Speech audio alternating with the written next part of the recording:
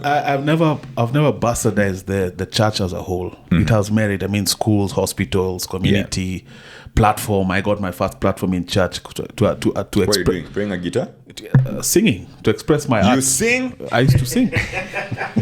Yeah, I've said. I mean, my audience knows severally. I was a lead singer of a rock band. I have been a great fan of this pod, man, for years, and I've not known that told you you sing. this. In fact, even on the last pod, I think I told you. Maybe I thought you were joking when No, you I said used to sing. I was a lead singer of a band. So there's a guy working on anti-aging. I mean, there's a bunch of guys working on anti-aging.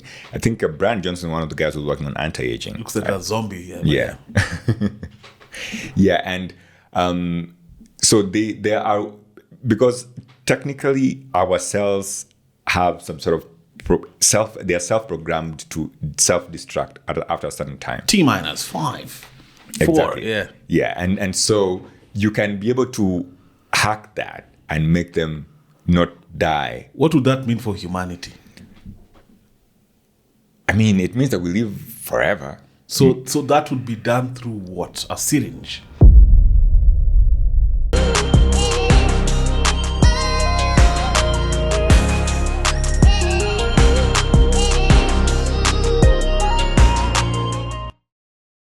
Every time with Eric, all the way from Toronto, from the 6. Yep, from the 6. Couch Connect, homie in the building. Thank you, man, for the invite. Joab Ogato is here. How you doing, brother? I am doing great, man. Thanks for the beautiful drink that is sitting in front of me. So, contrary to popular belief, Ogato is a whiskey. He drinks Long Island iced teas in the morning. It's currently like 9 a.m. Yeah, man. Why are you drinking so early, bro? Man, I gotta get my system working, you know. I gotta work my system up, you know. I gotta wake up because I already spread up all the whiskey from yesterday, so I gotta get something new in, you know. Okay. Yeah. Of course, on a light note, of course, that's soda. Hey, man, how you doing, bro? I'm doing great, man. You look a bit rested. This guy is a mover and shaker. So this guy lands from Canada, and the first day we shoot, in fact, he landed at 2, we shot at 4. Yeah. And you've been shooting since you did the live at Kisiangani yesterday. Yeah. So you're a passionate podcaster, content creator, through and through, man. Lazima through. But it's also conversations. I mean, what are we doing? If I landed and went to see my uncle, we would have just sat down and had a conversation. So the same thing that we would be doing here. Yeah. Only that probably more structured, and you know, you're doing it in a sort of different way, but with some hierarchy. Yeah, maybe. How's it going, bro? Newborn? How is that, man? You have a fresh son on the... You have a fresh son, man. How old is he today? Let's see. He is coming up on 28. Tomorrow's Monday, so he's 27 days old today. You guys didn't have a name, so this guy's baby was We still born. don't have a name. Your baby's name? Nameless. So mannerless. Look at the way that he's shaking his waist. Why haven't you named your... But no, you told me you have a name. On text. No, I don't have a name. My wife is the one coming up with the name. Okay. I named my daughter. What's the hold up, bruh? She has a bunch of names, I guess, and she's kind of deciding the character of the baby. You know, it's got to fit the character of the baby, the form of the baby. You don't want to say Nyota and then just say some dark guy. Man. I was like, fuck this guy. But I thought typically, this I've always had it in my head, like when a lady's expecting, throughout the time you guys are coming up with potential names. Of course, there's a cultural element where perhaps they'll be taking up a certain name of maybe one of the predecessors, your uncle, your grandfather, your father, etc., or her side, depending on how the culture goes. So, and aren't you presented with a birth certificate at birth? So typically you apply for the birth certificate. It's Canada Manenos. Yes. Okay. And I guess even here you apply for it. So I think you get a birth notification, then you take it to apply for a birth certificate. So I think it's the same thing in Canada. So you have 30 days to apply for a birth certificate. After 30 days, a birth certificate will automatically come out without a name.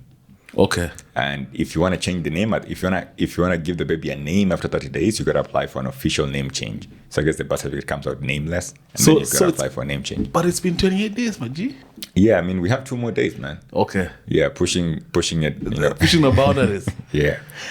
So when you guys are swaddling him and carrying him around, it's like, pick up Nani. Nani is crying. Have you talked to... I actually struggled with that a little bit. For a while, I used to call him she or her. Like, have you woken her up or something like that? Because of your daughter. Yeah, and I think there's the influence from the daughter. But also, not having a name, I think, mess up with your mind a little bit.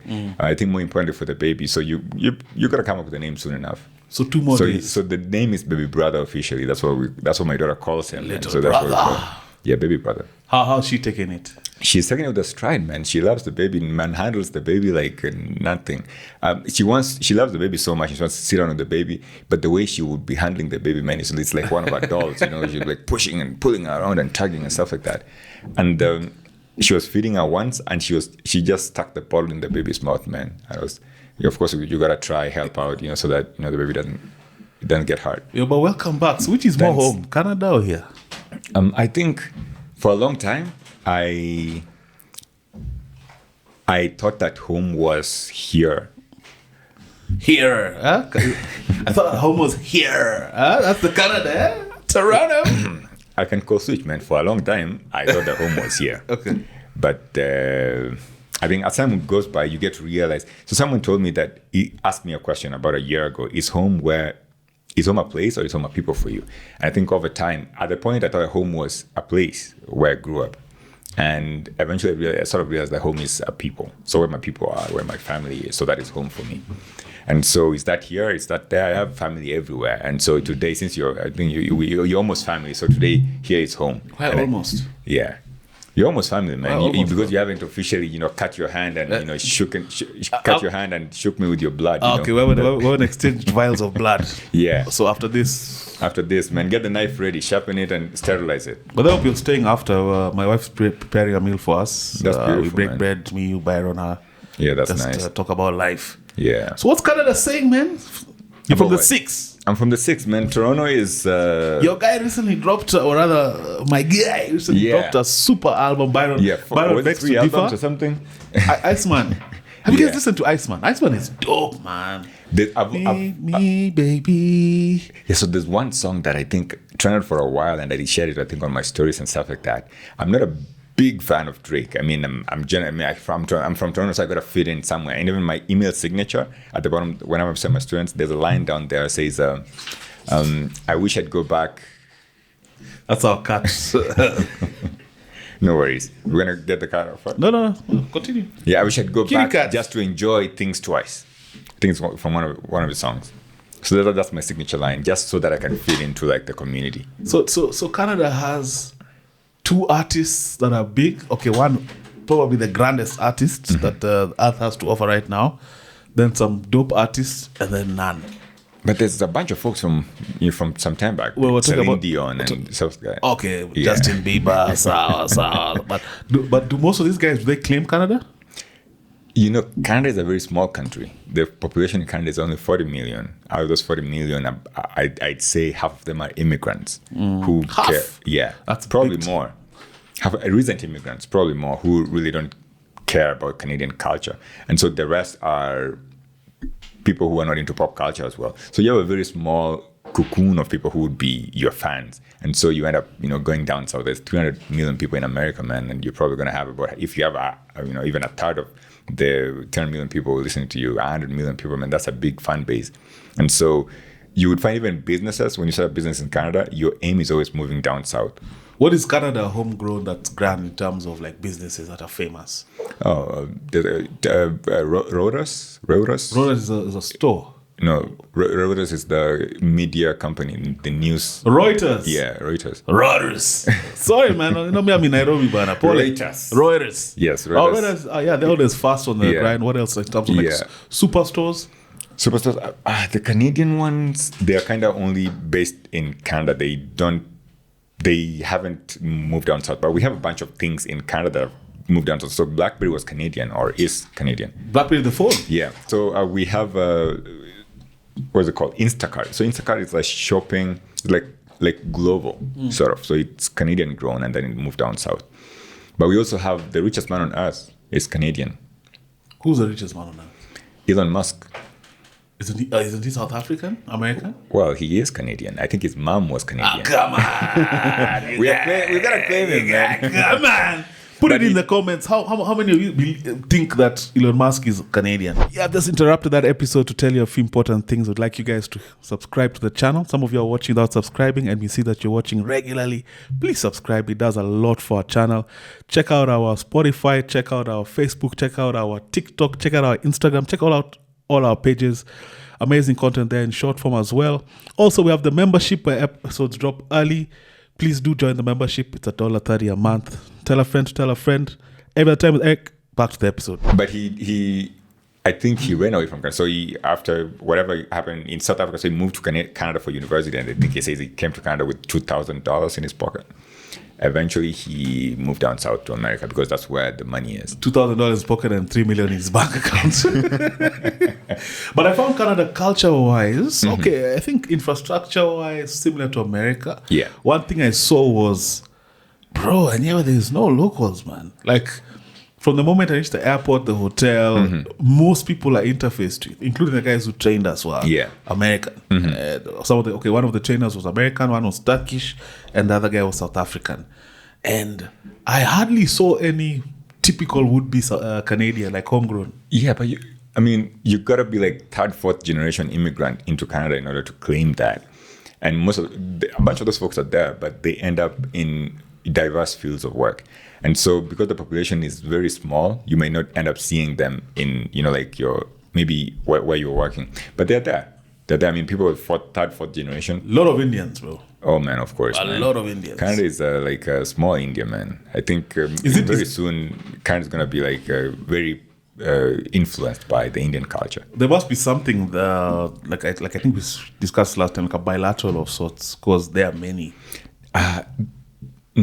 I don't think there's like a bilateral agreement, really.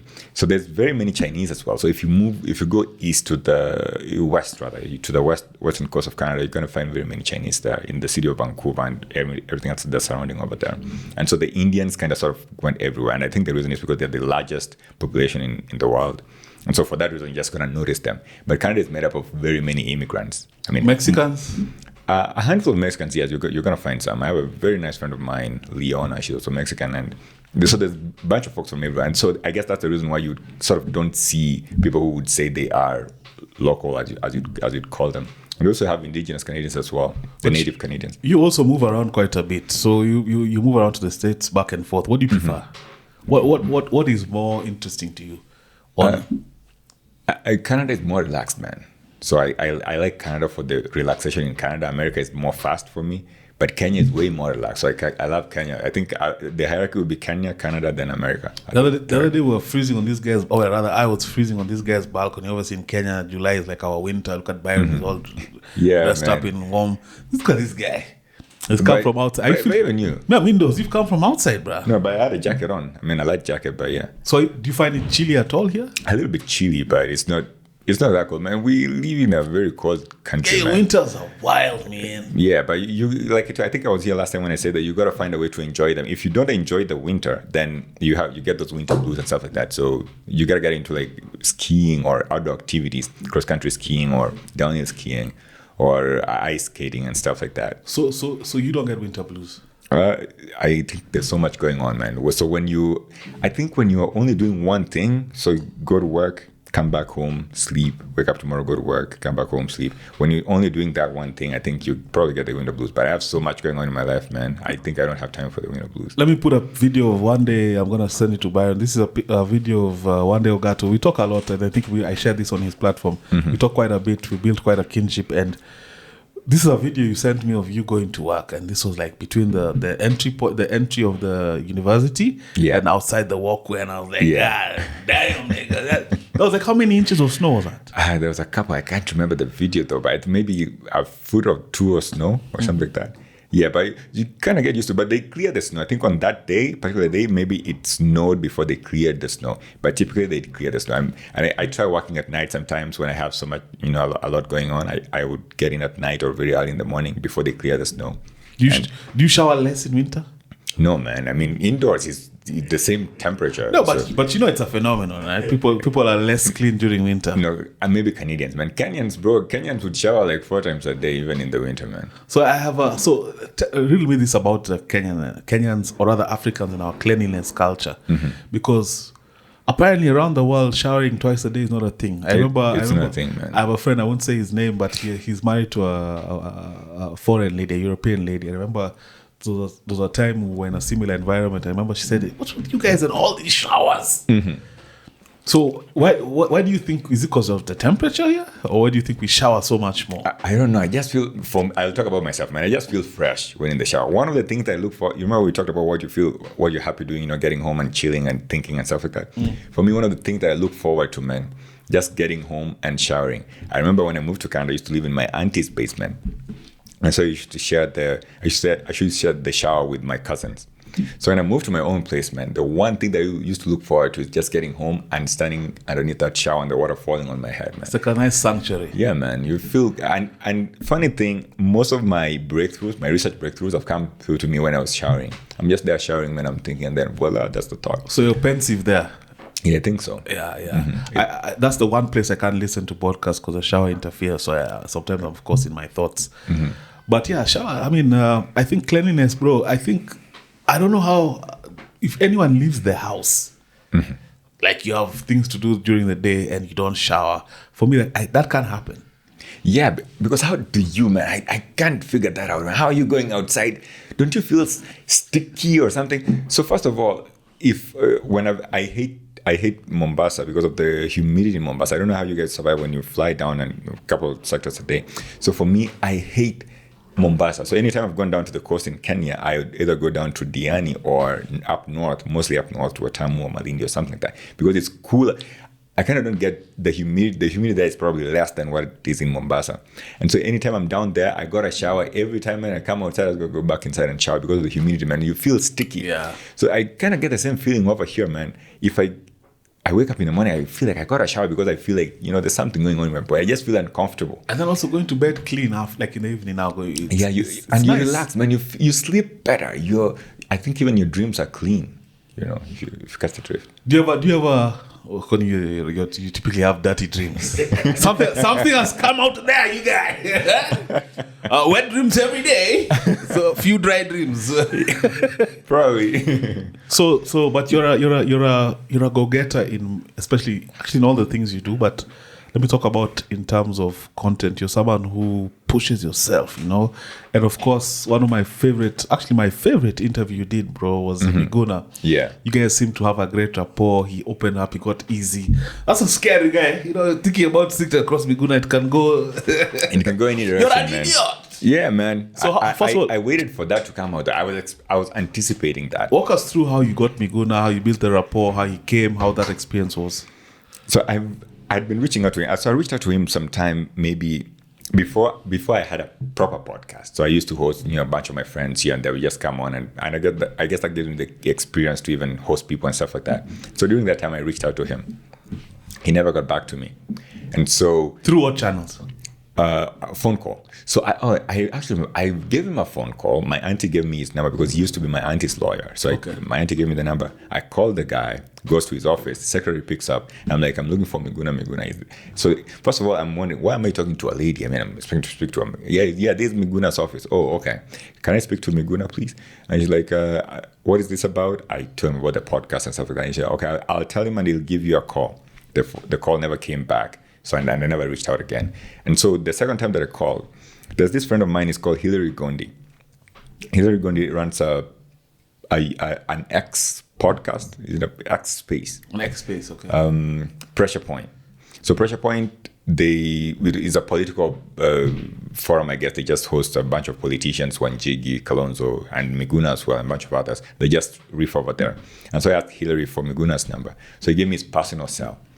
I called him, he didn't pick up. I texted him, I told him, my name is Joab, I teach at Mac, I'd like to come and meet you. Did you lead with first of all, if you're watching and you're seeing Joab for the first time, Couch Connect, of course, this is an amazing podcast. This guy is also a professor, 2 PhD guy, and also a regenerative medicine scientist. So did you lead with your academic criteria? No, I just texted him. My name is Joab. I teach at Mac, and I'd like that was like tick. Yeah, so I think he called me back or something, or he texted me, and we scheduled a phone call, I think, for the next day or something. So I called the next day at 2 p.m. whatever the time that was. I called him, and we had a conversation. I told him I'd like to come to the office and talk about.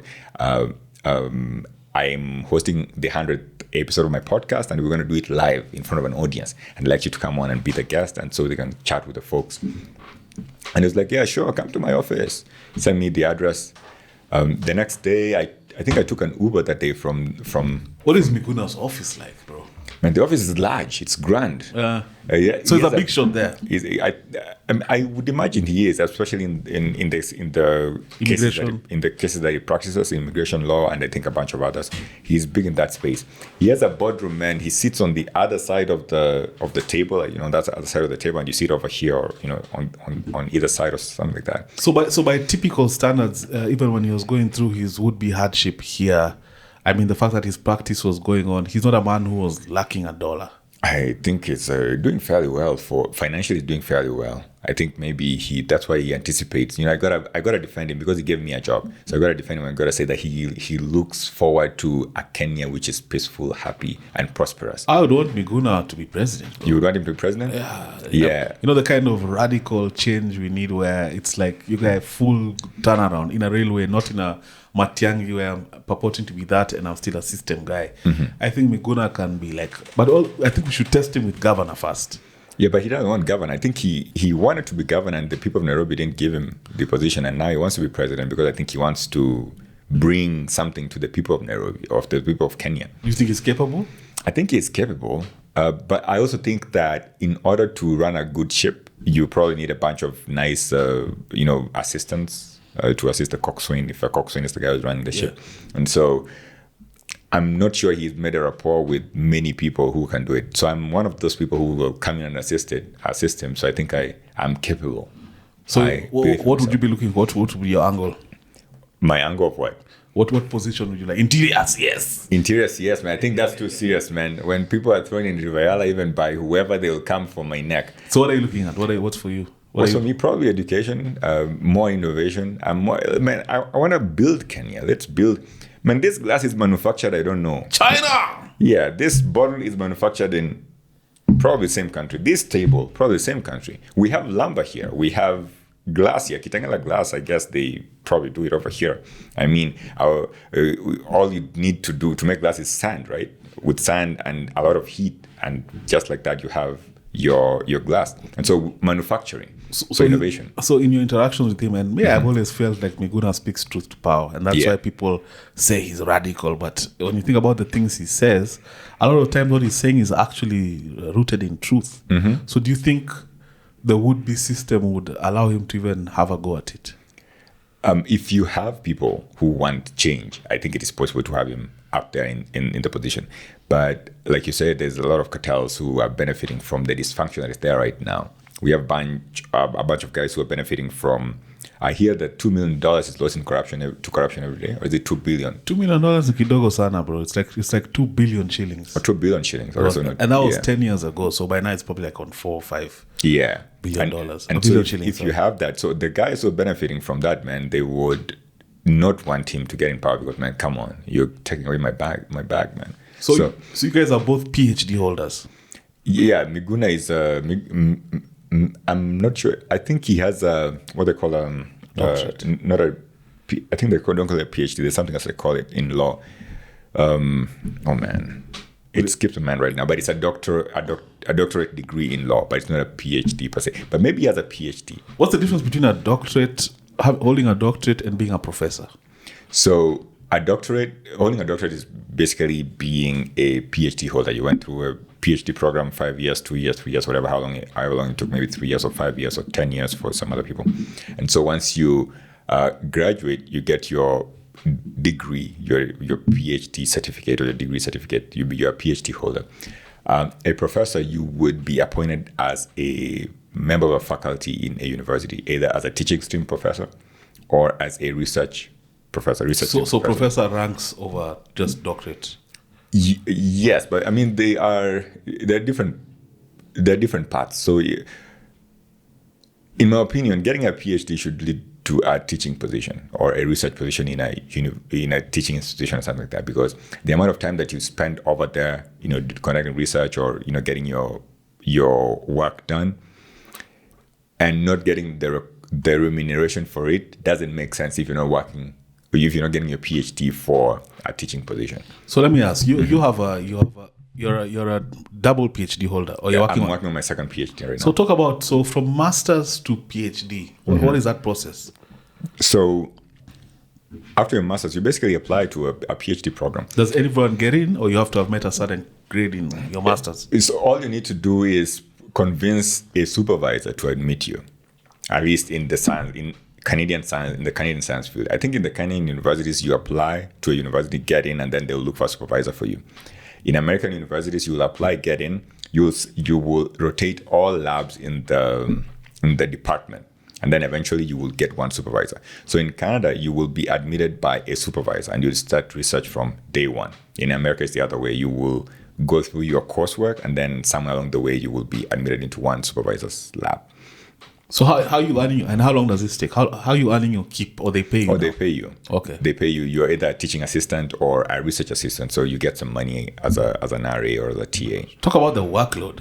Oh man, it's a lot. It's heavy, man. Describe it for us. So you would be assisting in teaching classes. So you are grading student work, man. I hated doing that. Man. Why that? Grading student work, man. It's a lot of work because you got to do a lot of reading.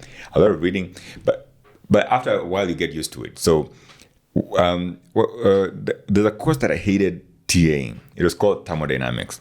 I did the same course in my undergrad, and I think I got like a D or an X if there was like a grade lower than a D, because it was horrible. Thermodynamics is one of the hardest courses. Anybody in mechanical or mechatronics engineering could confirm that. And so I hated TAing it. And so the prof was teaching the course. He gives me an exam at the end of the semester. He's like, I'm giving you TSD's exam. Go and do it and tell me how fair you think it is for the students. Man, first of all, I have no idea what I've been teaching the entire semester. And then the guy gives me the same exam to go and work on. Man, I just responded when I told him, I'm sorry, I am so busy. I don't have the time to commit to do this exam. But if he's giving you to go, it means you can go and do open book in your own private time, right? Yeah, you can, but man, open book needs a basis of knowledge. But you need a basis of knowledge, man. I have no clue. Even the TAing itself, I used to struggle. I'm running the lab. Do you think he picked up on it and he was trying to? No, I don't think so. I mean, there's many TAs. So in some courses you get probably like 4 or 5 TAs, and so it's kind of, he's not picking up on me or anything like that. But it turns out he's a great friend of mine. He recommended me for my my teaching position. Was one of the guys who recommended me but I was honest, and I mean, I'm a good teacher though. I mean, when it comes to teaching, I think I'm a good teacher. I explain concepts well, and I think I told you this, and I've been willing to learn. When I was employed when I started teaching, and I think I was an okay teacher, but over time I've become a better teacher. I seek to make my students understand the content and apply the content. So by the time you're leaving my course at the end of the 12 weeks, you can take whatever you learned and turn it into something tangible. So you can turn it into a business, or you can turn it into an employment opportunity or something like that. I'm really intrigued with what you do, and I really want to get into the nitty-gritty. So just because a lot of guys will be watching and they think they're chobbies, or they think they're academically gifted, and some are, and of course maybe some are doing their degrees, some are doing their postgrad. But now, so talk about your PhD that you're working on right now. What does that entail? What is the PhD about? And what is a typical day? So a typical day would involve me working on creating bone marrow tissue. So my lab is composed of a bunch of guys. I think right now there's 6 PhD students, and then there's a bunch of master students. I forget the number of the master students. And so what we are doing is we are collaboratively working together to create tissue for a transplant. And the tissue of interest in our lab is bone marrow. So previously, other labs have been able to work on skin, and my supervisor previously worked on bone. And so we've taken that basis of bone and we're applying it now to bone marrow. And so the overview of what I'm working on is creating a blood network, a network of blood supply to make the bone marrow tissue possible. And so what that has involved over time is, initially the first thing I needed to do was to create a 3D printer that could print a mold for me to work on what I'm working on right now. So creating the 3D printer, that's engineering background. That's where now my engineering background came in. Okay. And I repurposed a commercial 3D printer that was making jewelry. So there's a company that made 3D printers to make jewelry. So I took the 3D printer apart, we wrote the software. I got a bunch of guys to assist me in writing the software. We also worked on the printing material. So the printing material that they had initially was toxic to cells because they cared about jewelry, right? So we worked on I worked on finding the material to replace that material. So it's got to flow smoothly through the printing line, the printing lines. It's got to come out smoothly through the print head. And how arduous is this, getting the right material like the... Oh man, there's a lot of trial and error, man. You look for this material. So the worst thing about all this work is that it costs a lot of money. So you buy a material, $500. You use an ounce of that material, probably. Let's even do like 100 grams of the material. Turns out the material doesn't work. It gets clogged in the printhead. You ruin a printhead, so you gotta call the manufacturer to send you another printhead or something like that. But this is not on your budget. This is on the faculty. No, it's not on my budget. It's not even the faculty's budget. It's on government. Well, I would say it's on the faculty. It's on my supervisor, because the supervisor has access. So he had access to about $5 million, $5 million for everybody. And so for me, my budget was about $1 million, and so everything needed to fit in this $1 million, including my salary. And so I would. So if the stuff doesn't work, I also gotta figure out. So some of the things will not work with the typical 3D printer. So I met a guy in America. I think he's what's it say? I forget the name of the state. But he was one of the guys who worked on this 3D printer at the very beginning, in the very initial stage, in the 90s, when 3D printing was not a big thing yet. His name is James McMahon. And so I formed a great rapport with Mr. James, and he'd send me hints. And when things wouldn't work, he'd send me hints here and there. And we were writing this in DOS, disk operating system. You remember? CD.enter. Yeah. So I remember MS-DOS. Yes, MS-DOS. So it's even before MS-DOS. There was DOS before MS-DOS. Okay. Yeah, so we used to do everything in DOS. And so why do you have a know-how on DOS? Why? How do you know DOS now, in 2026? No, it's because I needed to make this 3D printer to work. So you had to learn DOS. Material. So I had to learn DOS, and I had to get assistance from other people who had. I mean, there's older guys who are DOS gurus, and so those guys who assisted me. Byron, what do you know? Do you remember DOS? MS-DOS? CD.enter. So he was using a previous version. Mm-hmm. Wow. Yeah, previous version to that. And then, so after that, after figuring out the material, now we would make a mold. After making the mold, we've got to make sure that this material is not toxic to the cells. It don't kill the cells. So we would introduce cells into it, and then we test them after 24 hours, 48 hours, 72 hours. We look at them. Are they alive? Are they happy? Are they talking to each other? So I use a very specialist type of cell. It's called human umbilical vein endothelial cells. So these are the cells that line the umbilical vein that connects. So you get this from hospitals? Yeah, we got an initial set from a hospital, but not really a hospital, a research institute. So the research institute got it from a hospital, and then they did some bioengineering to it and made the cells immortal. Okay. Immortal in that they won't die easily when they are manhandled. And I will explain what that means. So you see, cells are happy inside the body. The temperature is friendly, the pH is friendly, there is all the nutrients that they need, and they're in a very friendly environment. You take the cells out of the human body and put them in the friendliest dish ever, you're going to lose about 70% of those cells. So you don't want that happening in the lab. And so what you do, you will work on them.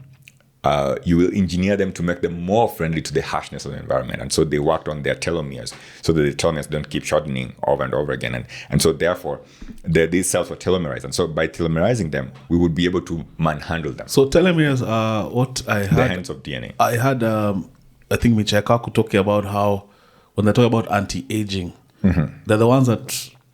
So we age because our telomeres shorten. They keep shortening. Telomeres are the ends of DNA. They are repeated ends of DNA. So is there a technology now where, sorry to sidetrack you a bit, but is there a technology now where they're able to stop the process or reverse the process? I think they're alluding to something like that. Of course, I could be butchering the concept, but isn't there something? I think I shared with you something about that. Yeah. So there's a guy working on anti-aging. I mean, there's a bunch of guys working on anti-aging. I think Brian Johnson, one of the guys who's working on anti-aging. Looks like a zombie. Yeah. Yeah. And so they are, because technically our cells have some sort of they are self-programmed to self-destruct after a certain time. T-5, 4. Exactly. Yeah. Yeah. And so you can be able to hack that and make them not die. What would that mean for humanity? I mean, it means that we live forever. So that would be done through what? A syringe? It can be done through a syringe. It can be done through a tablet that you take. It can be done through something. But it is possible. I mean, you can. At the end of the day, you have to apply systemically. But then again, you have... So 10 million subscribers is possible. if you're here for 300 years. Of course. Of course. But at that point, I don't know if YouTube will be the primary source of people consuming podcasts. Or even podcasts, if podcasts will be a thing in 300 years. But the things you describe are interesting. So all of this is happening in the lab and... Like a typical 8 to 5, or you guys how you work? Oh, you can't do an 8 to 5 with this thing, man. You gotta have odd random hours. So the good thing is that I have a supervisor who is not on my neck all the time. So that way I'm able. So most guys are not able to work a full-time job and do their research at the same time and podcast and run families and stuff like that because they have horrible supervisors. There's a friend of mine. By horrible meaning like a warlord kind of cracking the whip, slave owner kind of guy. Yeah, so you got to come to the lab every day and you got to text me what you did when you Saturday, Sunday as well? Email. No, Monday to Friday. Okay. 8 to 5 or whatever, 9 to 5. And so you come in, there's nothing to do. I mean, there's some days you come to the lab, there's typically nothing to do because you're waiting for your cells or your experiment to run. And so what you're going to do, you're going to be wiping the table. So today I wiped the table. Well, the guy is paying you, so you got to tell him that. But I have a friendly supervisor who... He's so hands-off and you only come to him when you need him. Otherwise, you don't. He doesn't need you to. He doesn't keep following you. Did he vet you first so that he can have that rapport with you and realize, okay, this guy is on point? Everybody vets you. When you're admitted, everybody vets you. So everybody's going to be vetting you in the lab from the moment that you're admitted. Is that high pressure? Is it high? Initially, it feels like high pressure. When you're being admitted, it feels like high pressure. But I mean, after you get used to the guys, they're typically just guys. You're just a guy like me. Okay. And so the reason why it's important for everybody to vet is because we are very collaborative and we don't want any competition. So there's labs which are competitive as well. So I'm doing my experiment. I don't want you guys to know what I'm doing by myself. So I gotta guard it secretively and stuff like that. And so this guy is able to, so by the fact that we are able to talk with each other, we can tell this guy is good to work with us in the lab, or this guy it's going to be a hard guy to work with in the lab. So there's guys who've interviewed and we've been like, man, we can't work with this guy. So tell me if I'm getting this right for the audience, so they're in the loop properly. So you are a professor, so you teach at the university. And so I teach in a different university. Okay. And I conduct my research as a PhD student in a different university. Okay. So, and I got my job as a professor from the first PhD that I did. And then I continued on with the second PhD. But an interesting point to note here is that the second PhD that I'm working on was actually the one that I started with initially. You understand? Yeah.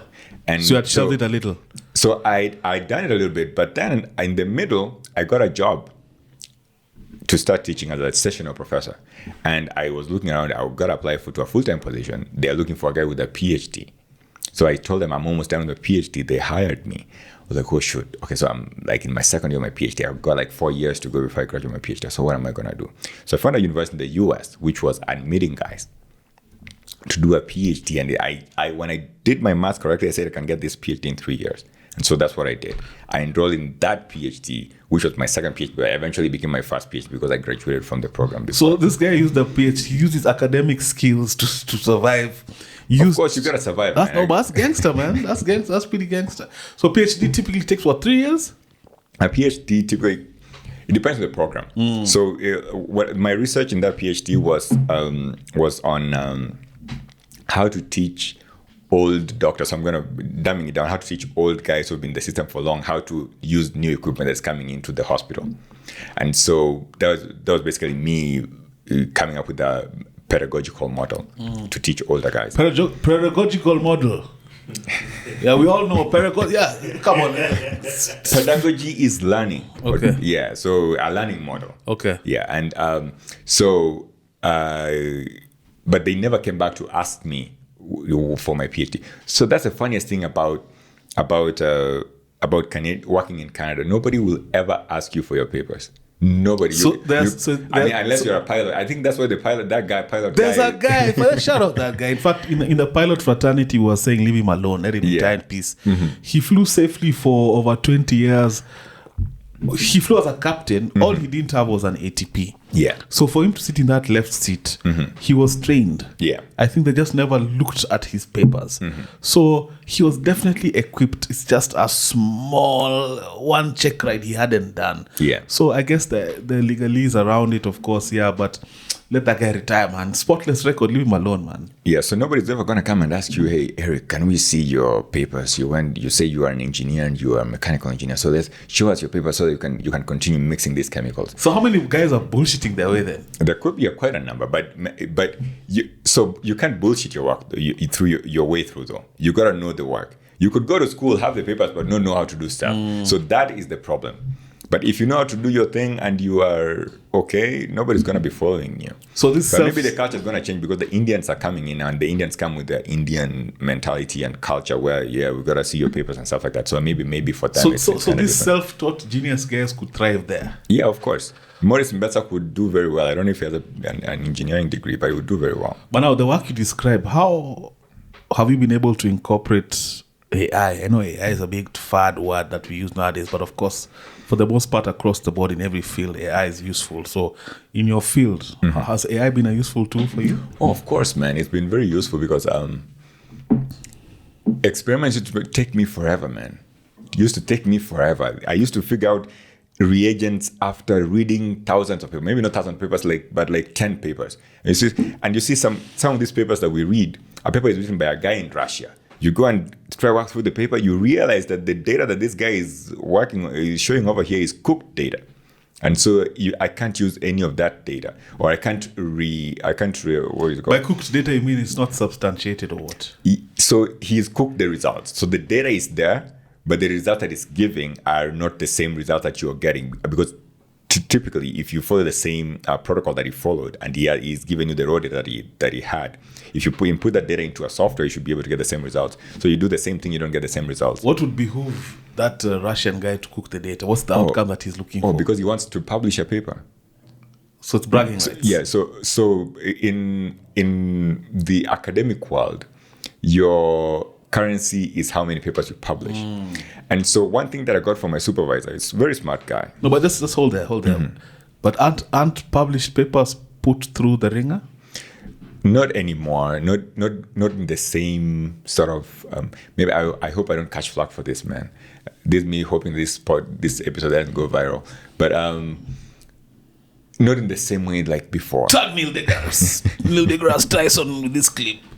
So long ago. So wait a minute. That's important. Doesn't that speak to? Is that a dangerous thing? It is very, very dangerous. If the whole idea is to publish a paper and for paper to be published, it's tested amongst your peers, right? Yes. So if that's not happening, that means there's a lot of bullshit information out there. There is a lot of bullshit that's happening, and the reason is this: the incentive. You see, the incentive here is to get published so that you get your currency, your academic currency. Your credentials are more recognized. Hey, this guy has 50,000 citations, and etc., something like that. So the more citations you have is because you've written very many strong papers, and other guys have cited you in their papers, and so on and so forth. And you've written very many papers, but you see, the problem is that motivates people to sometimes churn out content or papers that are not very rigorous. And now another problem that has come in is that publishing companies or journal companies now can charge you. You can pay them for them to publish your paper. So their motivation is that you will pay us and we will allow you to publish the paper and make it openly available to everyone. So you don't subscribe to the journal anymore. But the author has already paid for it. But now the problem with that is that any paper can easily pass because you want. So as a scientist in the lab who's using this guy's research to try now get the same outcome, the first time you don't get the outcome that's the same, are you like, hey, did I do something wrong? Yeah, you think that. Shit, what a waste of time. You think that, and then you try do it again, and then you end up with trouble. Of course, it depends with how much time you're using also and how much money is involved in there. Because you probably want to use a protocol that he used to run an experiment of yours. But I mean, having said that, there's the people who are churning out good content are way more than the guys who are churning out content that's important. That's not good. Yeah. And so we are generally okay. And so your publishing is your currency, like I was saying. But I mean, going back, so after AI has assisted because now I'm able to figure out reagents faster. So sometimes you can come up with reagents that I never thought of. You can tell me, you can think about this reagent, you can cite me to a certain paper. I use Claude, and Claude is able to pull out these different resources for me. And then I will use those to sort of run my design an experiment that would run faster, better results, and so that we can move forward faster. And that's been helpful. Now, AI used for dummies. Let's say I want to get a specific outcome based on, because let's say there's a AI model that has access to all the information that's out there in a specific field academically, published papers. That let's assume these papers were published and cited well, like they're not counterfeit. It's proper. Yeah. Right? So why can't then I, as the user of the AI tool, program what I want as the ultimate outcome?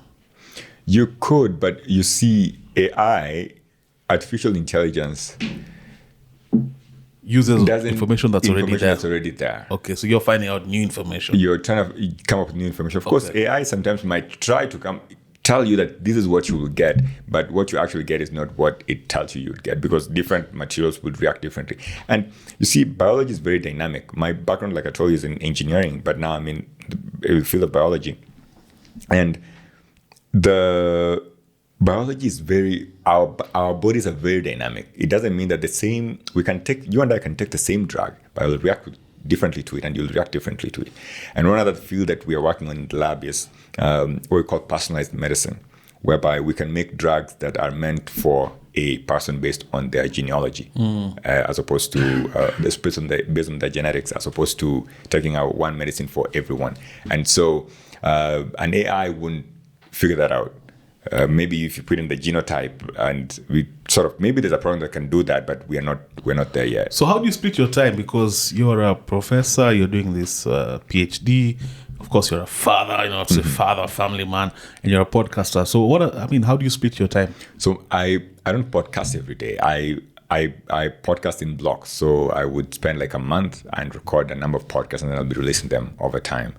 And if I meet someone interesting, then we can plan something out when I'm free, and we can figure that out maybe on the weekend or some evening or something like that, and then we can plan it.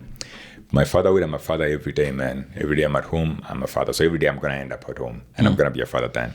But for my teaching, I teach on specific days. So I'm actually very sad because for the first time in 5 years of teaching, I'm going to be teaching a class that is split into 1.5 hours. So all my classes have been 3 hours long. And 3-hour-long classes have helped me be able to concatenate my time better. So now the problem is that with a 1.5-hour class or 1-hour class means that I'll be traveling to Hamilton. So Hamilton is the city that I teach in. How far is that from where you live? It's an hour, maybe 40 minutes from Toronto. But because of traffic, man, it could be crazy. So it could take you up to 2 hours for me to get from Toronto to Toronto Hamilton. has snarl-ups? Oh, man, horrible, man. Everybody. So the population has increased exponentially over the past few years. And access to a car is so quick. Oh, of course, man. You walk into a store right now, you're a new immigrant, we are giving everybody a car. No credit, good credit, bad credit, bankruptcy. When I was there, I remember sometimes we'd hail an Uber and bro, some Niger guy who looks fresh. Yeah. Guy has the latest Tesla, and I'm wondering, how is this guy driving the latest Tesla? Yeah, you just need to pay for it monthly and you'll be home and dry. Yeah, you show up today, you can literally drive any car that you want tomorrow. The only problem is that you'll be paying for it through your nose for the next 7 years or 8 years. So that kind of holds you back.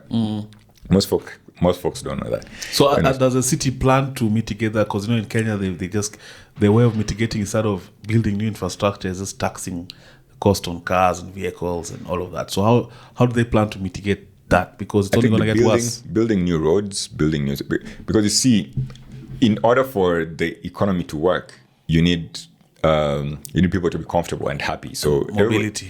So everybody has a car, but they're building new cities outside of the city, outside of Toronto, the downtown core. And so those new cities are coming up. People would move there, and businesses would come up there, so they can work there. Companies are moving away from the downtown core. And there's a very efficient public transport system as well that could even bring you from that city that is 2 hours away to Toronto. So you live in London, Ontario. I'm not sure there's a subway from London, Ontario, or a train from London, Ontario. But there's a train from a city like Hamilton. There's a train that comes to Toronto. There's a train from a city called Barrie, from Guelph, etc. And so that enables the city to ease the congestion. And there are tollways as well. So toll roads sort of help that out. And the government... Are they expensive? Is the toll road expensive? Yeah, I mean, if you're using it every day, you're going to be fucking maybe $800 a month if you're using it every day, in the morning and the evening. But if you're using it occasionally, it's going to be, I think it's $4 for every exit. Or I don't know if they charge per kilometer or per exit. And an exit will be averagely 4 to 5 kilometers away from the next exit, from the one toll road we have is the 407. There's another one called the 412, which I think is now free because they're trying to, the guy in office, his name is Doug Ford, he's trying to get, guys to like him. Shout out Doug Ford. You're saying, so 1.5 hour class is not ideal for you? Yeah, I mean, it's not ideal for me because that means I'm going to be traveling to school multiple times, or to Hamilton multiple times to go and teach. But what informed them making it 1.5 as opposed to 3? I don't know. There's a guy who's charged with making the timetable. So I guess he just decided to sort of change things up a bit. And so that also changes my teaching style for the class because I got to introduce the class. I got to go through my teaching model. I use the teaching model, which I call BOPs. So I have a bridge into the class, and then I will tell the students their objectives, what we're going to be covering today.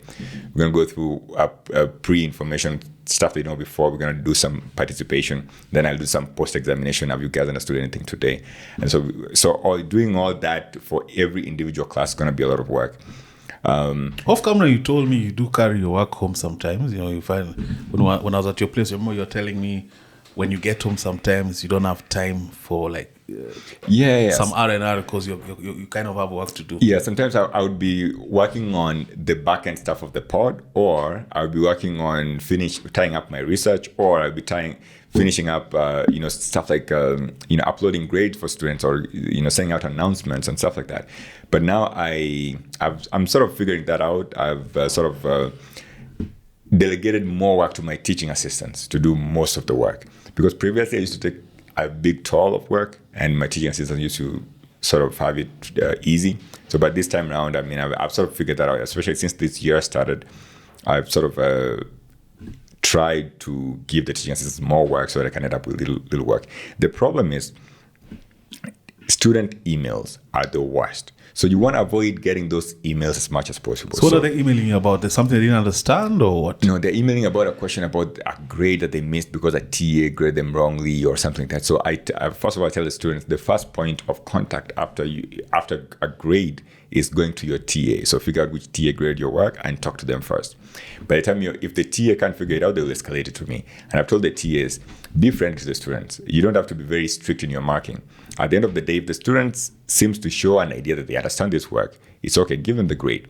At the end of the day, whatever they are learning here, we're not doing this punitively. Yeah. We're not trying to punish the students. It's not 8 for 4. Yeah, exactly. So and also you gotta have diverse ways of testing the students. So that way of evaluating the students' understanding of the content. And so that way, at the end of the day, every student sort of has their strength empowered. So if you are a student who learns by reading, and all that you're getting is me coming to class with slides and pictures on the board, and that's all that we are doing, then I think you are going to struggle. So let's find a way of making sure that everybody's evaluated in areas that they are strong in. So you have to curate your TAs as well. Yeah, of course. They get paid to attend a 3-hour session with me where I teach them how they're going to be grading throughout the semester. So I spend quite a good amount of time training them how they're going to teach. And so what I've also tried to do is to keep the same TAs throughout the years. TAs are normally either upper year undergrad students or graduate students, or masters or PhD students. And so since you're going to be with this PhD, I love first year PhD students because you're going to be there with them for the next 6 or 7 years.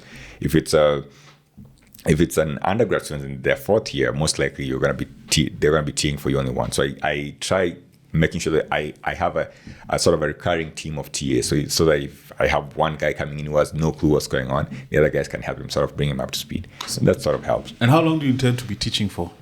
My aim is 2035. 2035, I want to retire. officially. From teaching, or retire? I want to retire from being a faculty member. So whatever faculty member I'll be at that point. There's a possibility that I might switch from teaching to become a research professor after my second PhD is done. But we'll see. I've loved being a teaching student professor for so long because it's more relaxed. I hate being a research professor because research professors are beggars, basically. You're asking for grants and funding for your... Always applying for grants, man. Always applying for grants. And I hate that. Who would be the people who you apply to for You grants? apply, it's the government. I mean, there's different bodies within the government. So in my case, it'll be the NSAC, so National Sciences and Engineering Research Council. There would be CIHR, Canadian Institute for Health Research. There would be a bunch of many other bodies. So competing with other researchers for the same amount of money. Yes. So I imagine there's a certain pool of money. Yes, there's probably $500 million, and all of you guys are applying to that money. And there's a bunch of different universities, bunch of different programs, and all of you guys are competing for the same pool of money. So that becomes sort of challenging. And the worst part is if you apply multiple times and you keep not getting it. I mean, the school has a certain amount set for you, but it's very little money. It's probably like maybe $50,000 every year. But that $50,000 can't enable you to grow a lab, so you can't hire students. You probably only end up with one student because that's probably what you're paying your students every year. So you end up with a very small pool with a very small lab, and so by extension, you can't publish. And if you can't publish, your credentials are kind of. So why the change to that then? To what? A research professor? Yeah. Oh, because it's basically passion. So you can continue growing. So most supervisors will continue their PhD projects into their research. So my supervisor continued his PhD project. He did his PhD in Oxford. And then he did a postdoc in Harvard and MIT. And God damn it. Yeah. Oxford, Harvard, then MIT. Together. So Harvard, it was based in the Bob Langer lab. The Bob Langer. What was he teaching at Stanford as well? No, he actually did teach at Stanford for a year. He did teach at Stanford for a year before he ended up. So and you also see so the motivation there is sort of you continuing with your baby, your brainchild. You continue growing it and you bring it to fruition. So these research labs, we see that's the origin story for the most part. For the most part, yes. Oh, that's interesting. No, I had no idea about that. So what happens if you keep not getting funding? Is your salary base intact? Yeah, I mean, so just become you salary kosala kini your lab is just so okay, maybe among your peers you're like this guy, and maybe you might not get tenure. But of course, if you're putting in, so some guys are in a very difficult and very competitive field, and so for those guys, I mean, the school will sort of be okay with you. They'll give you associate professor position, and you'll be okay with that. So the one thing you don't want to stay assistant professor for more than 5 years, because then you kind of look like you're stagnating in your position. But when you are hired as assistant professor, and then associate, and then maybe full professor. But most guys are okay being associate until they retire.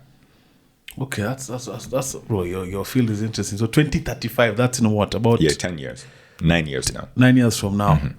So where does the podcasting and what you do as a passion also fall in that plan?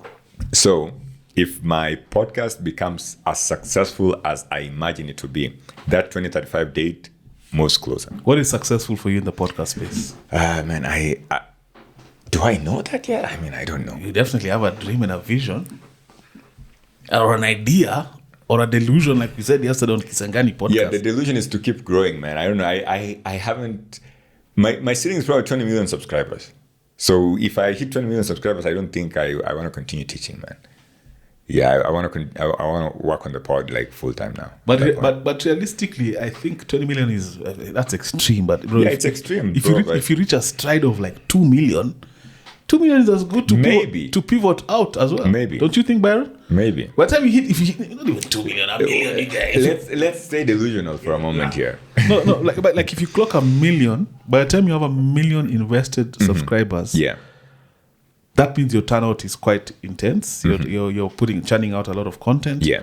And to pivot out at that point, it would be a very rational move. Yeah, it would be. But man, I'm still passionate in teaching, though, man. Teaching is such a strong passion. So you have the dilemma I have. Yeah, I love teaching, man. I love spending time with my students and seeing a guy understand a concept and turn it into something great. That is amazing. There's a course that I teach called 3Z03. It's an innovation course.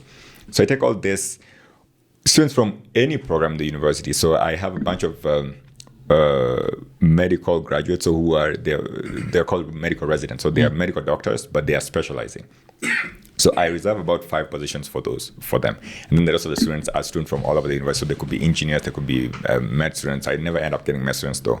They could be anybody. And the idea is to take anything that they have created and we want to turn it into a business. Anything they have created. So it's something that I just thought that, since I'm passionate in investments as well, I'm passionate in business and entrepreneurship as well. I thought this is something that we could do. It's very different, something very different from anything that I'm trained in, engineering or regenerative medicine. But I thought that this is something that we could do with the students. And it started to be something that I'm very passionate about because at the end of the day, I know that these students are not going to sleep hungry. So when you see a success story, that would be very fulfilling. Of course, man. What I find in our space of content, I think you're the only other person who also has this dilemma, because I've always said, yes, I love content, but I love flying. And there are still certain things in the aviation career, I've not yet achieved that I want to achieve. Yeah. And I don't want to hang it up before I've achieved those things. So that I find a lot of our peers in the space are perhaps they're doing their job just because, but they actually want to do content full time, so they don't have that dilemma. It's a unique dilemma to have. Yeah, and also the thing that I always give reference to a bunch of guys. So there's a bunch of guys who are teachers, but also are podcasters. So Scott Galloway, Huberman. So those guys are great at whatever they are doing. I mean, Huberman has probably 10 million subs. I don't know what. Do you know Huberman has become so influential? He's influenced a generation. Like they were saying, I listened to a podcast the other day, and they were saying some of his rhetoric, and rhetoric is the wrong term because he's speaking based in fact. It's not just rhetoric or innuendo. Yeah. And it's based on research and science that a whole new generation is hanging up things like alcohol because they look at the long-term detrimental effects. So much so that it's affecting sales significantly, because you can imagine on a global scale, I mean, there's perhaps maybe 300, 400 major players when it comes to alcohol in the world. If you dent 10%, you've dented them significantly. Yeah. So you can imagine the kind of impact that he's having, the kind of power he wields just by speaking on research that he's done about like the far-reaching consequences of things like alcohol. I'm using just alcohol as one example, but it's across the board. So yeah, you can actually mesh the two. Yeah, of course you can. I don't know how I'm going to marry the two, but I've been trying to figure out a way. So I had a chat with you that I've been in talks with Lennox from the UK. He's a great guy. He's a teacher too. He teaches at Oxford. I've been trying to get him on the pod. This guy's also been in talks, can I say? Sure. This guy has been in talks with Drake's manager, bro. Yeah, man. And I was telling him, for real. Yeah. For real. And I was telling him, bro, if you actually locked, you told me you're not far from locking it down. Hopefully soon, man. So when Drake was dropping Iceman, he was doing, apparently he was driving around the city, interacting with fans. I saw some guys TikTok challenges, some rapper guy, Drake appeared.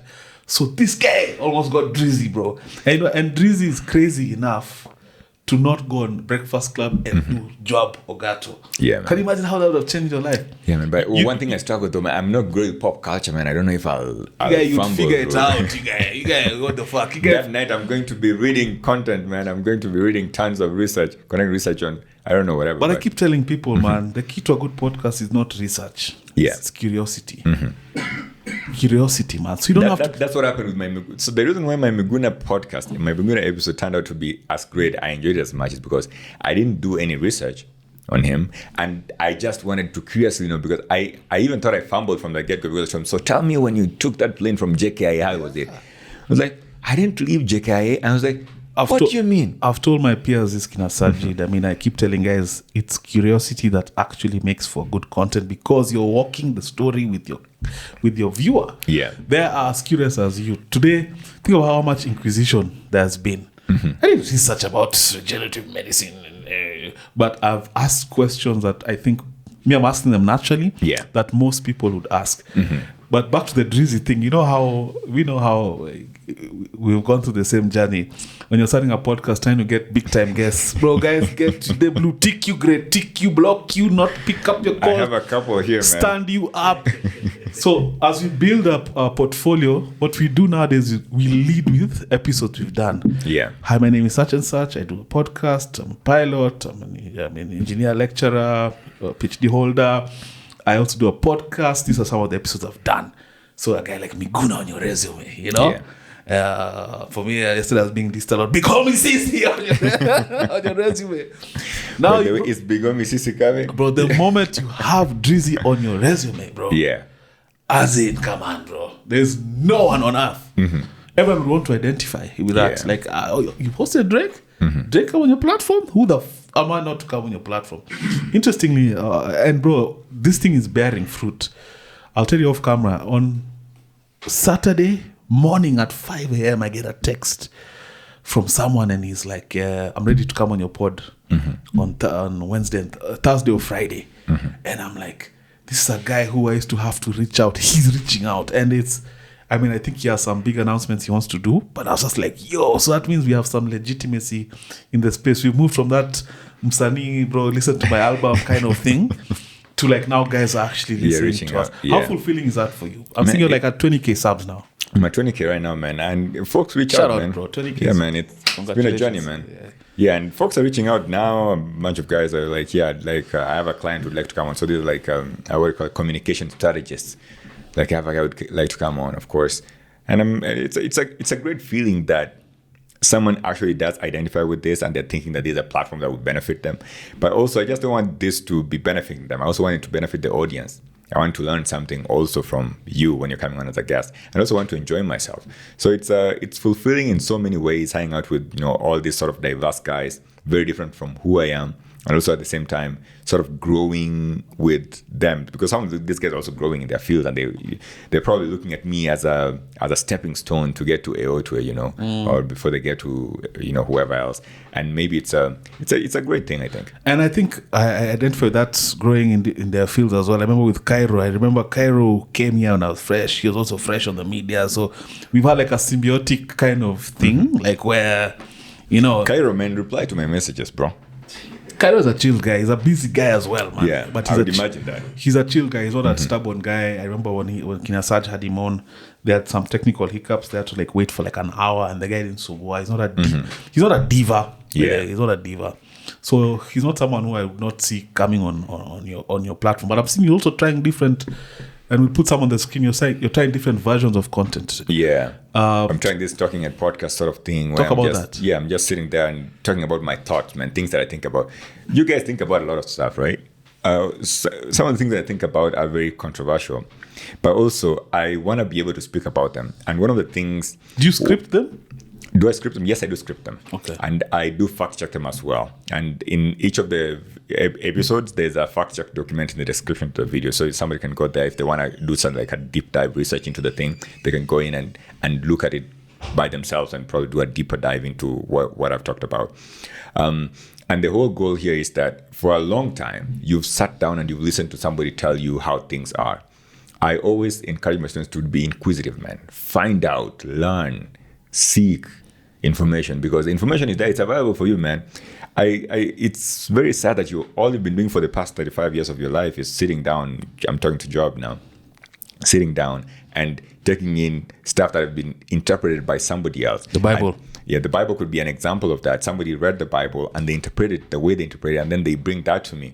And you see, when I read it with an open mind, especially, I see something totally different. And and that is mind blowing. I mean, growing up, there's very many things out there. So, for instance, you told that Adam had 2 children or 3 children. So Cain, Abel, and Seth, right? Who's Seth? Seth was the third born. Seth was a side chick. But then there was a third born. Clearly, my Bible knowledge is not so vast. Yeah, but then there's a guy called Cain, kills his brother, and then he tells God, man, please don't do what, put a mark on me, so that when I travel the world, people will not kill me, or people will know that I'm the guy who did something. So where are these other guys? If these guys are there, and at this point we're told that there's a Garden of Eden and there's only 3 guys, so where are these other guys from? So I asked that to any mainstream religious theologian. They'll be slapping me around because I'm confusing people. But hey, come on, let's think. It's free to think. If God is my father, it would be okay with me, wanting to know more. But from my personal opinion, I've known you about a year. Mm-hmm. You might not agree, but I'm saying it from my POV. You've definitely shifted your ideological stance around matters faith. I don't think I have. I'm still very deeply seated in my religious beliefs, from my opinion. you were more rigid the first time I met you. Okay. So I think there's like a small door that has, it was a window, now the door has opened kidogo. So Next we bring down the roof. who's this Jesus guy? No, but that is what access to information gives. That's you. the point. Yeah, and I would be lying if I would be. I told you this, I think, a week ago or something when we were having a chat. I don't know if it was on the pod on the phone when we were talking. And I told you that if you are a kid, the Bible itself says this. If you are a kid, you drink milk. You can't be 45-year-old Eric Muchiso here and you're still drinking milk. You know? At 45 it should be whiskey and nyamchom. You get the point, right? Yeah, of course. And so by the same extension, if you have been, it is very sad that you'll be going to church every Saturday or Sunday and someone is, I'm Adventist. And so generally Adventists listen to 3 sermons a week. So on Wednesday, Friday, and Saturday.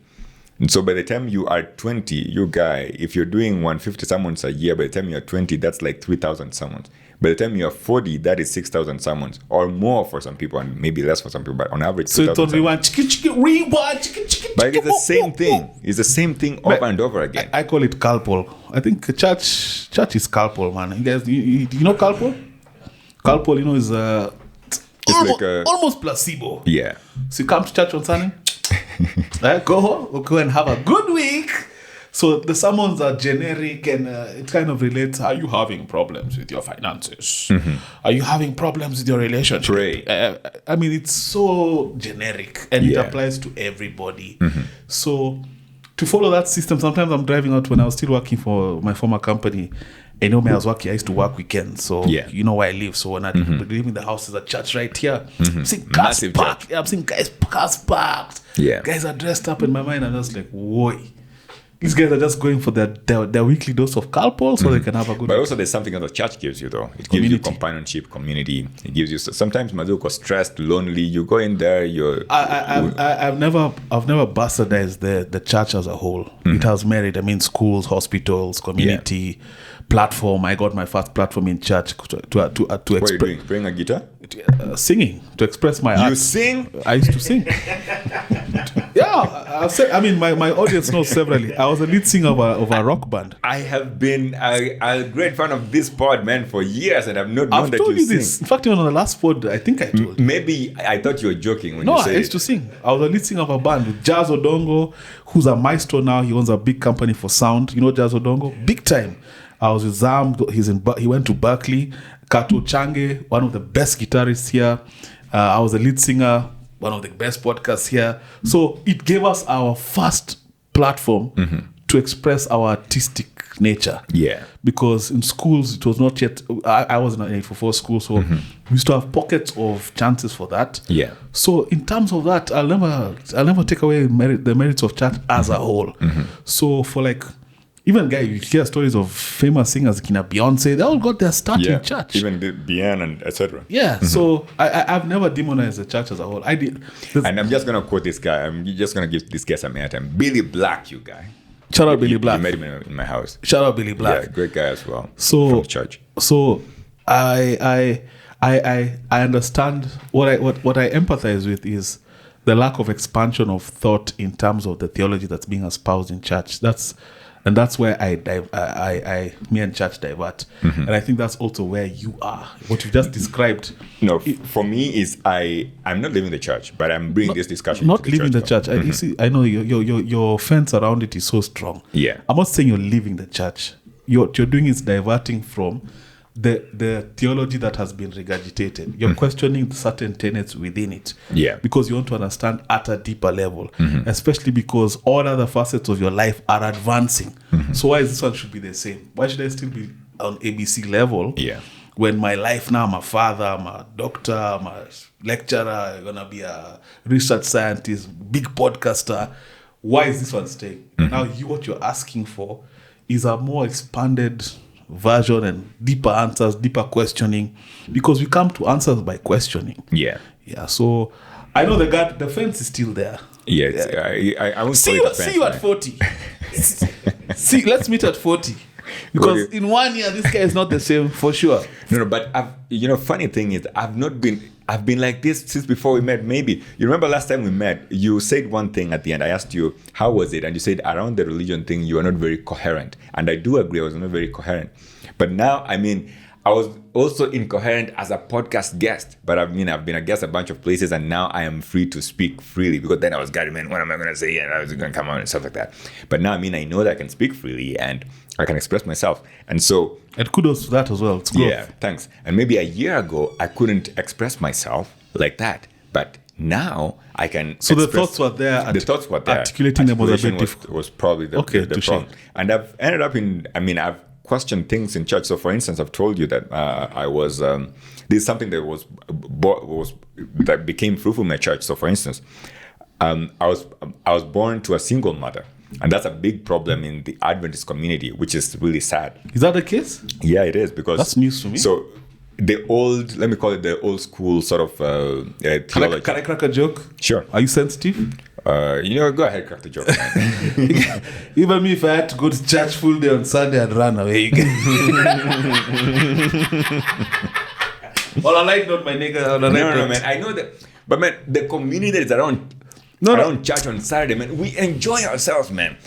But you see, going to church, that's why I say... So you still go to Adventist church? Of course, man. Full day, man. I can even sleep there if there was beds, man. Okay. Why? Because of the community, man. We're sharing stories. We're sharing perspectives, life perspective. We're not there in church sitting and listening to a preacher or listening to something all day long. There's a bunch of different programs. And along the way, you can get questions like this, whatever I'm talking about right now, we can bring it up. So I was born to a single mother. And so... my pastor was not praying. Was not praying for was not dedicating children who are born to single parents, because apparently that's what the church manual alluded to. Something like, because you are a sinner, you got to go and get rebaptized so that you can come and then we can pray for your child. And so first of all, I don't take my kids to be dedicated in church, because my grandfather is, if you want to dedicate my child, come home, pray for the child, it's fine. I don't want to bring them to church so you can dedicate them in church, because it doesn't make sense to me. But there are parents who are very passionate about this. They want to bring their kids to church to be prayed for. It's a photo op also. What's that? It's a photo op also. Yeah, probably. And so you brought your child, and this guy tells you, man, I can't pray for your child because you are fornicating, and now... But the child is being dedicated. It's not just being dedicated. So I brought it up in my church among many other things that were happening. And guys were free enough to speak up. And the good thing, the pastor now really changed. Let's have some nyama choma around here, man. Why are we not eating meat around here, man? and he came and he said, man, I went and researched and searched my heart. And I realized that I was wrong. I love the fact that your church environment allows that to happen. Most environments don't. The last church I was in, I remember I was too inquisitive. I was inquisitive on this podcast level. So I must have been such a pain in the ass. Guys, I put my hand, and ask some radical question, and then I would be shut down. That is heresy. That is blasphemy. Yeah, but you see, in your church, maybe the church was owned by the guy who was speaking. But he had his his minions. Yeah. Oh man. But I like the fact if SDA offers a platform like that, is that conventional across all SDA churches? It's not conventional, but there are more what do you call them? More liberal to sort of be understanding of the world, or to listen to the world, to put your ear on the ground. Because God doesn't say, Jesus was praying for Mary Magdalene or Mary whoever who was a prostitute or whoever. So who are you not praying for? He without sin. And we are all sinners at the end of the day. So I'm passionate about bringing everybody, accepting everybody as they are, and let us. This is a place where people are sick. So if we are all sick, let's come here, let's all be healed, man. You can't be coming to a hospital and you're told, no, you have malaria, man. You can't even be in this hospital. This hospital is only for people who have homa. And that is the saddest thing in some churches. I like your approach. Your approach. So what can we expect from you content-wise? So I know you will be putting some snippets of the new videos you've done. Yeah. Mm-hmm. You've done one on marijuana. You've done one on Barack Obama. What if Barack Obama was born 100 years before 1962? I think he was born. And please, guys, as you're watching, also go check out Couch Connect. Amazing podcast. You've had his mind. Brilliant guy. Completely I was gonna say eccentric in a way, yeah, but in a positive way. Eccentric guy, a mind that is beyond. So go check out Couch Connect, and as you've been watching, also check out the different things we're talking about. What else can we expect? Yeah, I mean, I have a bunch of guys coming up very soon. I think I also have a great team now. We want to revamp the pod a little bit of our page, make it look a little bit differently. Our socials as well, make them look a bit different. How is your Facebook, man? My Facebook is horrible, man. My Facebook, no, it can't be worse than mine, bro. No, I have 100 followers or something. Byron, how many subscribers? Let me check. Yeah, I think we're like on 13. Okay. So I was thinking of, because my just an idea, sorry to take you off track. No worries. I was thinking of, because my normal Facebook has 1,600 guys. I was thinking of just swapping them out. Then I also have an old page for my previous pod, which is quite well, and all those guys, by the way, Byron, all those guys transferred to this. They're all fans of you this. could change the name of that old one. Just switch it up. Yeah. Facebook is hard to build, bro. Yeah, it is. But once you catch fire over there, you blow up like crazy. Jagoro talks about it, and he says that he gets like 600,000 views a day. But I think I also need to get Byron some help, because I think he's also overworked, so overloaded kidogo. I think I need, because bali tumefika, maybe I need a bigger team. Yeah, I'm probably. considering that. Yeah. How big is your team? I have a team of about 5 guys. 5. Yeah. What are these 5 guys doing? So I have 2 editors. I just hired one today actually, and I have a guy who does the shorts. I have a guy who a producer, an assistant producer, and then I have a guy who works on all the branding. Are you counting our clips guy as well? Our clips guy, yes, I'm. That guy's doing a good job. He's bro. doing a great job, man. Great job, bro. Great job. Shout out. You know yourself. Yeah, shout out that guy. Yeah. So But it's beautiful. You see, building anything takes a lot of effort, though. Building anything takes a lot of effort, and for a long time, I've had guys approaching me that they want to work with me. Anybody who approaches me and wants to work with me, I don't turn them down if they've shown something. But I tell them, hey, I don't have money though. What I have is $50. What can you do with that? Because I'm just being genuine. I'm not going to go and cut my arm and sell my arm and my leg, and but because I know that they are willing to do something great, then we then work on making their salary better. But a challenge I'm finding here is a lot of upcoming editors. I'm sure you've worked with some guys. Don't have hardware, or their hardware is, it's not as strong. Yeah. So the other day, I don't know. So maybe I also need to rethink it and also invest in empowering someone with like a nice laptop. There's a guy who I once interviewed. I mean, he talked a good game, but then I'm not so vast with tech. But when I asked someone who's good with tech and I described the laptop he has, the guy said, on a calculator. Yeah, I mean, granted, the work that we do, it takes a lot of, it needs space, a strong computer. Yeah. Of course, a lot of space, a lot of memory, a lot of processing power as well. You don't want to be editing a video, man, and it's lagging for ages, man, and you have to keep, doing some work, turning it into a cache file so that it can work for you. And so maybe, buy the machine, man. Yeah, I think with my new job, maybe I'll have better fortunes. I'll be able to afford. But before we part, as we land this plane, but that's been a nice episode. We've talked a lot. We're meant to go an hour. I think we've gone longer. Yeah. Like an hour? 23. Good stuff. So I think I told you off camera a model I'm going to be doing when I'm away. Yeah. So I'd like you to also be calling in, even if you're in Canada. I even told you I'm thinking of doing something similar once a month. Plagiarist. It's not plagiarism, man. I've recorded a bunch of episodes, though, from 2-3 years ago, which are they are waiting for me to that was on a light note. The internet is a free space. Of you course, can do whatever man, you want to do. Of course. But of course, I mean, I'm happy that you're doing all this stuff, man. It is. We gotta stay delusional, man, and keep building, because I can see this being something big. Whoever is podcasting out there who wants to start out podcasting, man, don't give up, man. Just get out your equipment, your camera, your phone, your whatever. I always give an example of Africa. I don't know what you started with. You seem to have started with a bunch of equipment from the first episode. Lol. What did this guy start with? You guys started with some 40K Nikon, bro. In fact, I gave it to an upcoming podcaster who's doing pretty well right now. I donated it to him. Beautiful. You guys, we were one angle podcast. We only had the wide. It was grainy. Let's go look at episode 1. Yeah, look at all this, man. All this beauty. The beautiful what? A380? This is an A220. Okay. Yeah, beautiful. And look at Mwafrika's first episode, man. The guy was squinting in darkness. It was very dark with this Oppo 105. I don't know what phone he was using. But you can see how he's grown now, and people are even stealing his cameras and paying him back. So whoever you are, man, and out there you're trying this game, man, just give it a try and keep pushing. One day it's a jeeper. One day it's a jeeper. Ladies and gentlemen, Ogato Couch Connect. Go check out Couch Connect. Amazing podcast. This guy is a brilliant guy, genius, friend of mine. I like the kinship we've built, man. Welcome back. How long are you here for? I'm here for about a month. We have to do some IRLs before you go as well. Of course, man. You have a 17. Yeah, I have a 17. You gonna use your phone, nigga?